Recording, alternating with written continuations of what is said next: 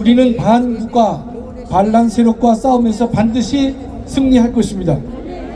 지금의 혼란은 헌법 수호 세력과 반국가 반란 세력 간의 전쟁입니다만, 조금만 들여다보면 정의의 하나님과 불의한 반국가 반란 세력 간의 싸움인 것입니다. 그렇게 우리는 이미 승리한 것으로 보아야 할 것입니다. 하나님은 언제나 그랬듯이 반란 세력과 직접 싸우지 않고 광화문 애국 세력을 통해 국가 반란 세력과 싸우게 하셨습니다. 주님은 광화문 애국 세력의 총사령관으로 전광훈 목사님을 세우시고 애국 세력을 총집결하게 했습니다. 그리고 대한민국의 죄악을 제거하고 새롭게 시작하게 만드셨습니다. 존경하는 애국동지 여러분, 대한민국을 대표하는 대통령이 불법 수사기관에 의해 도륙당하고 있습니다. 불법 수사에 불법 영장, 불법 집행과 불법 강제 구인 등 도저히 이해할 수 없는 일들이 벌어졌습니다.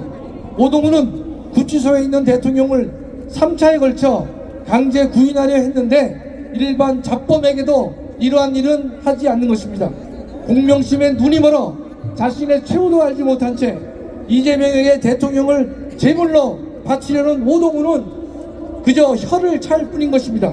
망둥이 한 마리가 헌정 질서를 휘젓고 다니면서 나라를 망치고 있는 것입니다. 결국 빈손으로 검찰에게 기록을 넘겼습니다. 존경하는 애국동지 여러분, 여러분의 의로운 분노 표출이 드디어 결실로 나타나고 있습니다. 대통령 지지율이 처음으로 50%를 넘었습니다.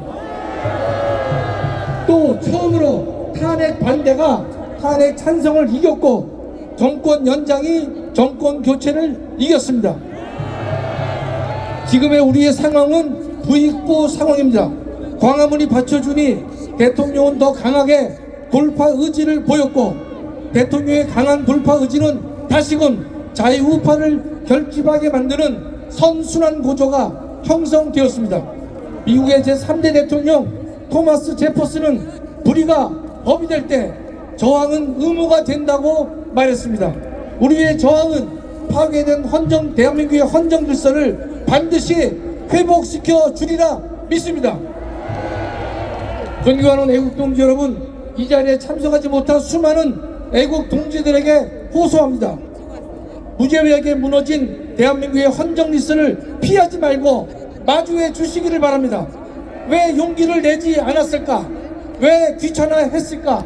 왜 무관심하게 흘려버렸을까? 후회하지 마시고 함께 해 주십시오. 아직도 늦지 않았습니다. 반국가 세력과의 전쟁을 승리하기 위해서는 광화문으로 부족합니다. 종로, 청계천, 을지로, 서소문까지, 아니 서울 전역에 의로운 분노가 가득 차 있어야 될 것입니다. 존경하는 애국동지 여러분, 반국가 반란 세력들은 카톡을 검열하겠다, 여론조사기관을 고발하겠다, 검찰을 가루로 만들겠다, 헌법재판관의 임기를 연장하겠다고 합니다. 말기암 환자의 최후의 바라기를 뿐인 것입니다. 이재명도 열불나고 천불날 수 있습니다. 전국이 자기 뜻대로 움직여지지 않으면서 지지율은 떨어지고 있고 비호감은 높아가는데 선거법 위반과 위증교사 사건은 착착 진행되고 있기 때문인 것입니다. 이재명에 대한 법의 준엄한 심판은 반드시 내려질 것으로 확신하는 것입니다. 존경하는 애국동지 여러분, 저는 이 광화문 광장이 맹인의 눈을 뜨게 한 실로암 연못이 되기를 간절히 소망합니다. 주님, 광화문 실로암 연못을 통해 대한민국의 눈을 뜨게 하시고 교회가 눈을 뜨게 하시며 윤 대통령의 눈을 뜨게 하여 주시옵소서. 20만 대통령이 한성 감옥에서 주님을 만나듯 윤석열 대통령도 서울 구치소에서 주님을 만나게 되기를 간절히 기도합니다.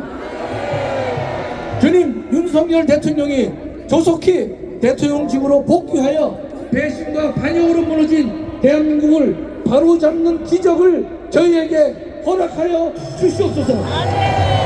감사합니다. 자, 박수하겠습니다.